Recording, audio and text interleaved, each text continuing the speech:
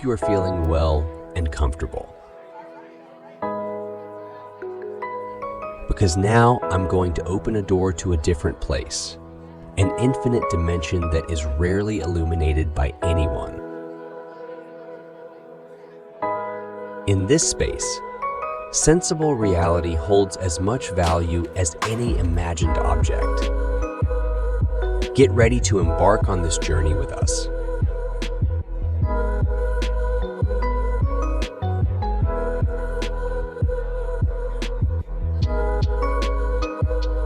Here is the encounter with the extraordinary.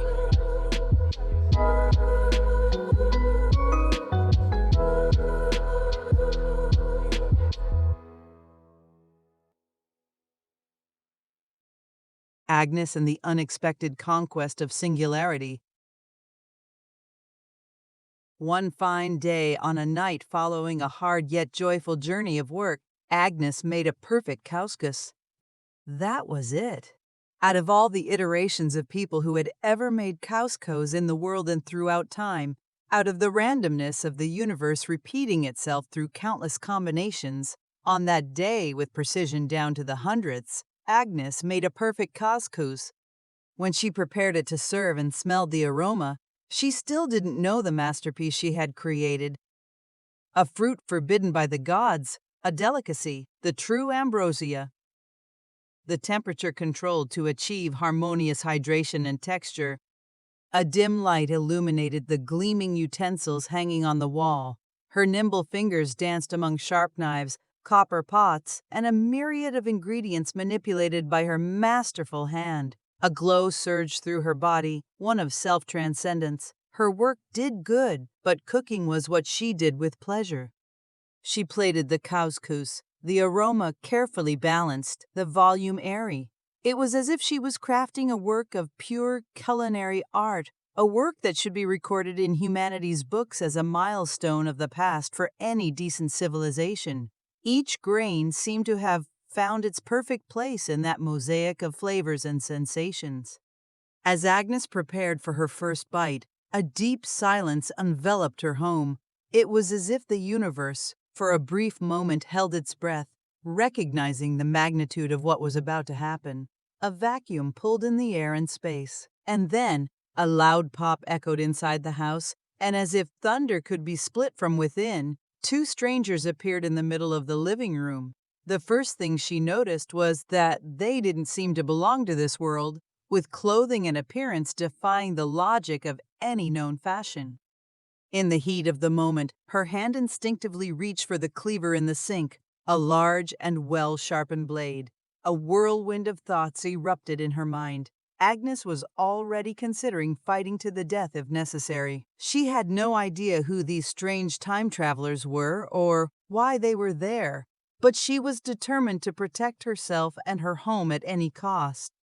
Her thoughts were interrupted by a tender and welcoming voice. "We come from another time," said one of the strangers, with a convincing tone. "We heard about your perfect couscous and traveled through the ages to taste it." She considered the scene, and the whole atmosphere changed. They seemed very confused and helpless as they looked around. They carried suitcases and an especially strange artifact, something that resembled no technology she had ever seen. It didn't even look like a technological device. It was more like a carved stone notch. Agnes, who remained a wide-eyed statue, couldn't believe their words. Time travelers? It was something she had only encountered in the pages of Isaac Asimov's science fiction books and in her own philosophical reflections on the nature of time. Subtle tension hung in the air as Agnes decided whether or not to trust these strangers. She had no way of knowing if what they said was true or just a ruse to gain her trust. Yes, they talked about the perfect couscous, she thought. The charisma of the travelers was undeniable, and Agnes, tired and hungry, convinced by the signs of friendliness and kindness they conveyed, agreed to share her culinary creation. There was enough for everyone. They quickly set down their suitcases and the strange object in the living room and settled at the table with reverence. They praised and eagerly anticipated Agnes's dish. "The harmony of flavors is sublime," one of the travelers said, looking at Agnes with a sincere smile. "It's as if we found a lost treasure in time," the other one said between two spoonfuls. His colleague nodded enthusiastically. "We've never tasted anything like this in our journeys through the ages. This couscous is a true gift." Agnes found herself very pleased. She loved her own food, although she didn't usually serve it to others. She didn't even eat it herself. She just watched them like a chef being praised for the feast. But it wouldn't last long. She wondered where all of this might lead. They were not like anyone Agnes had ever seen. Their clothes were strange, and their faces seemed to not belong to that era. She couldn't explain it, but it was impossible not to notice the peculiarity of their expressions. The travelers savored the food with praise. Every bite of the perfect couscous was accompanied by enthusiastic accolades. They genuinely seemed delighted with the delicacy Agnes had prepared with such precision. Once satisfied with the praise, she began to think about where this could lead. Traveler number 1, with black hair, had left the magical object on the living room sofa. They must use that stone thing to travel. They came to taste the couscous. Are they going to eat the couscous and leave? She thought. If they can go wherever they want whenever they want, they surely take what they want. Discomfort grew within her as she considered the possibilities. She wondered what would happen if she had refused to share her culinary creation with the travelers. While the outsiders enjoyed every bite, Agnes, with her unlikely perspective on things, began to notice small details that troubled her. Their gestures, which had seemed so friendly before, now involved loud eating and even knocking things over without concern. They exchanged furtive glances and smiles that made her uneasy. It was as if they no longer recognized her presence. She stepped away from the table and felt like an intruder in her own home, trapped in an increasingly strange and unpredictable situation. She knew she needed to act cautiously, even if the presence of the travelers was fascinating and seemingly harmless. Her expression showed nervousness, and she could barely contain her anxiety. It was then that her gaze met traveler number 2, and for a moment, he seemed to see what she was thinking, and then everything happened very quickly. Traveler number 1 stood up and grabbed the large cleaver from the sink. Agnes darted across the room to grab the strange artifact. Traveler number 2 was close behind when she managed to escape, screaming, flinging open the door down the village street, clutching the stone in her hand. Fortunately, some people were there, living their normal lives, and everyone turned to look, but this was just before she disappeared in a flash, like an electrical transformer exploding. She held the piece above her head, crying, praying for mercy.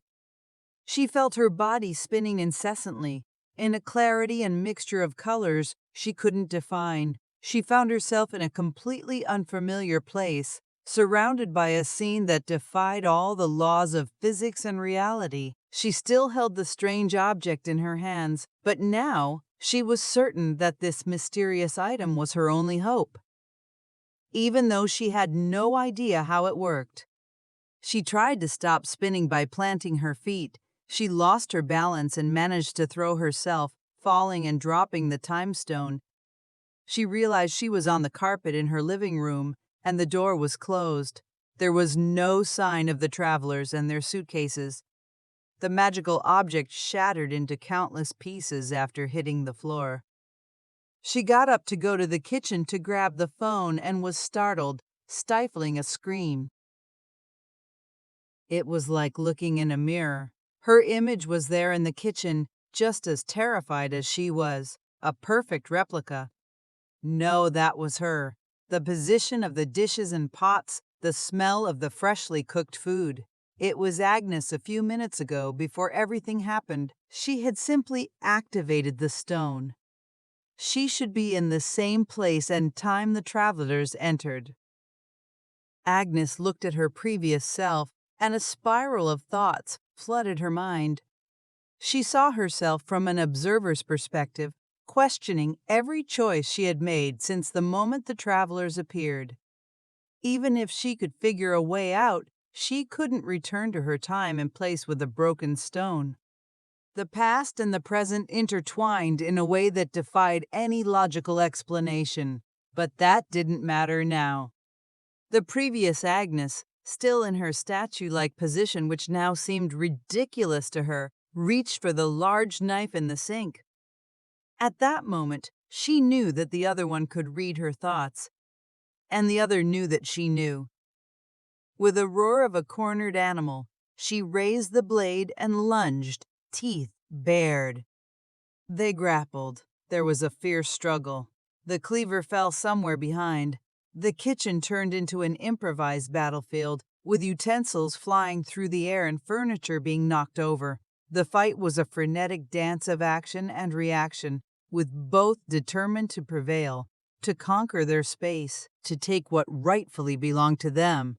It was when the hand reached for the large knife, and, in a desperate gesture for her life, plunged it into the woman's chest. She hoped she would be like a puppet, not herself, not human.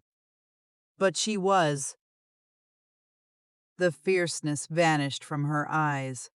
There was pain, but there was also compassion.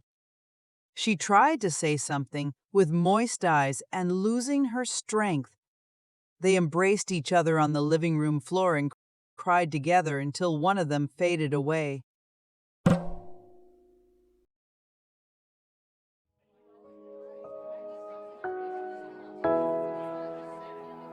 Thank you for watching until the end.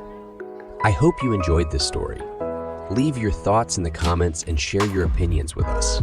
If you liked the video, don't forget to give it a thumbs up. And if you're not subscribed to the channel yet, subscribe now so you won't miss any of our upcoming content. Stay tuned for more incredible stories and interesting videos. Until next time.